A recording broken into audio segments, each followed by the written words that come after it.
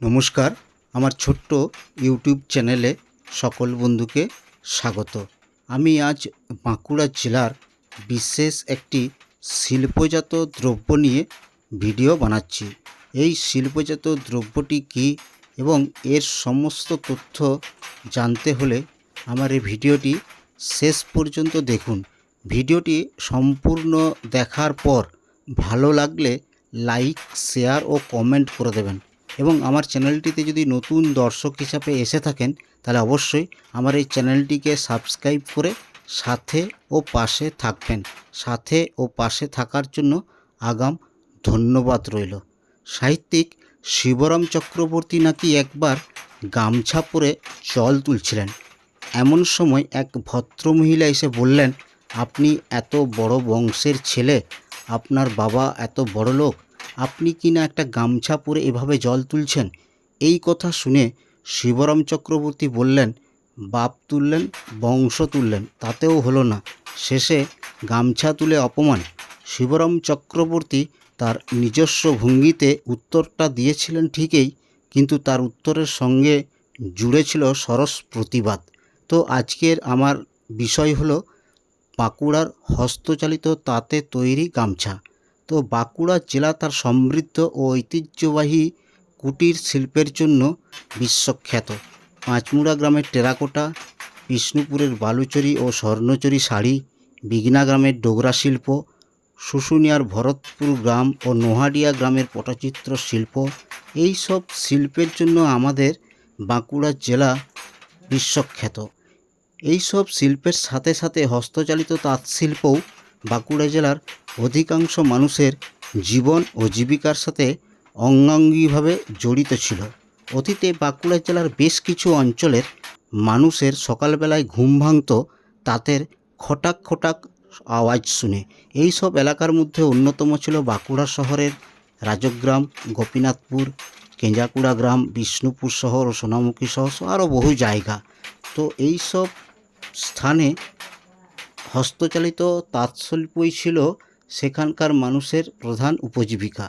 বাঁকুড়া জেলার ঐতিহ্যবাহী তাঁতের গামছা তার নরম বুনন, চমৎকার জল শোষণ ক্ষমতা এবং টেকসই গুণমানের জন্য বিখ্যাত। বিশেষ করে বাঁকুড়ার রাজগ্রাম ও কেঞ্জাকুড়া গ্রামের তাঁতশিল্পীরা যুগ যুগ ধরে হাতে বোনায় গামছা তৈরি করে আসছেন। বর্তমানে মেশিনে বোনা গামছার দাপট থাকলেও ঐতিহ্যবাহী গামছার কদর এখনও অটুট। বাঁকুড়ার হস্তচালিত তাঁতে বোনা গামছার বেশ কয়েকটি বিশেষত্ব রয়েছে। এর মধ্যে অন্যতম বিশেষত্বটি হলো স্নান করার সময় শরীরে জল ঢালার পর এই গামছা দিয়ে গা মুছলে, একবার গা মুছলেই পুরো জল টেনে নেয়। এছাড়া এর মধ্যে এই যে গামছা এটা বোনা হয় সম্পূর্ণ খাঁটি সুতা দিয়ে হস্তচালিত তাঁতে এই গামছা বোনা হয়।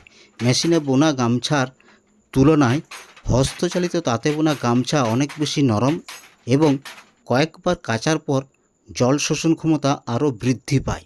এইসব জায়গায় হস্তচালিত তাঁতে শুধুমাত্র গামছা নয়, সাথে সাথে শাড়ি, চাদর, লুঙ্গি, বালিশের ওয়াড় তৈরি হতো। বাঁকুড়া জেলার হস্তচালিত তাঁতে তৈরি এইসব দ্রব্য আগে শুধুমাত্র আমাদের রাজ্য নয়, ভারতেও যথেষ্ট সমাদৃত ছিল, কিন্তু বর্তমানে পাওয়ারলুমের দাপটে সেই সব আজ অতীত। পাওয়ারলুমের দাপটে বর্তমানে এই সমস্ত হস্তচালিত শিল্পদ্রব্যের চাহিদাতে ভাটা পড়লেও স্নান করার সময় প্রয়োজনীয় গামছার কদর আজও যথেষ্ট রয়েছে। এক দশক আগেও বাঁকুড়ার গামছার বহুল ব্যবহার ছিল জেলা এবং জেলার সীমানা পেরিয়ে রাজ্য বা দেশের বাজারে। হস্তচালিত তাঁতে বোনা গামছা শুধুমাত্র স্নান করার জন্য প্রয়োজন হয় তাই নয়, বাড়ির বিভিন্ন মাঙ্গলিক কাজেও গামছার ব্যবহার আজও সমানভাবে রয়েছে। আমরা বাঁকুড়া জেলার শ্রমিকরা যখন নিত্যদিনের কাজে বেরোন তখন তারা সাথে করে গামছাটি নিয়ে যেতে ভুলেন না। এছাড়া আমাদের এই শীতকালে বা 12 মাসেই বাঁকুড়া জেলায় আগত পর্যটকরা যখন বাড়ি ফিরে যেতেন তখন তারা, আমরা দেখেছি এই বাঁকুড়া শহরের বাজার থেকে তারা বাঁকুড়ার হস্তচালিত তাঁতে তৈরি গামছা স্মৃতি হিসাবে বাড়ি নিয়ে যেতেন। শুধুমাত্র স্মৃতি হিসাবে বাড়ি নিয়ে যেতেন তাই নয়, অনেক সময় তারা তাদের প্রিয়জনকে উপহার দেওয়ার জন্য এই বাঁকুড়ার তাঁতে বোনা গামছা সঙ্গে করে নিয়ে যেতেন। তো আজ পাওয়ারলুমের দাপটে শাড়ি, বিছানার চাদর, লুঙ্গি, পিলো কভার এইসবের চাহিদা কমলেও গামছার কদর কিন্তু যথেষ্ট রয়েছে। তাই বাঁকুড়ার তাঁতের গামছা আজও বাজারে বেশ ভালোই বিক্রি হয়। বাঁকুড়ার হস্তচালিত তাঁতে তৈরি গামছার বিষয়ে এই ভিডিওটি আমি এখানেই শেষ করছি। ভিডিওটি যদি শেষ পর্যন্ত দেখে থাকেন এবং ভালো লেগে থাকে তাহলে অবশ্যই লাইক, শেয়ার ও কমেন্ট করে দেবেন।